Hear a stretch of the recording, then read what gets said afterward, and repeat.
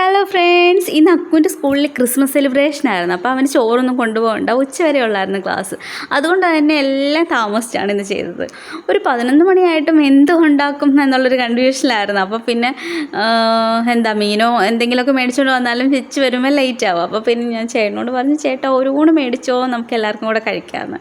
പക്ഷേ ഊണ് പറഞ്ഞിട്ട് ചേട്ടൻ മേടിച്ചുകൊണ്ട് വന്നത് ബിരിയാണിയാണ്. ഇവിടെ എല്ലാവരും പൊതുവേ ഞങ്ങളെപ്പറ്റി പറയുന്നത്, ഇവിടെ ഞങ്ങൾ ചാവാൻ കിടന്നാലും ബിരിയാണി ആണെങ്കിൽ കഴിക്കുമെന്ന്. അത് സത്യമാണ്.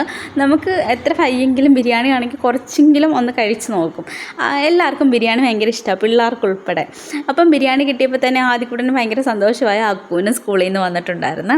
അപ്പോൾ പിന്നെ 2 ബിരിയാണി മേടിച്ച് നമ്മൾ 4 പേര് ലാവിഷായിട്ട് കഴിക്കുക. അത്യാവശ്യം നല്ല ക്വാണ്ടിറ്റി ഉണ്ടായിരുന്നു ബിരിയാണി.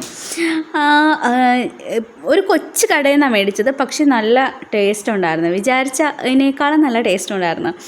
അപ്പം അടുത്ത വീഡിയോ ആയിട്ട് വീണ്ടും കാണാം. ബൈ.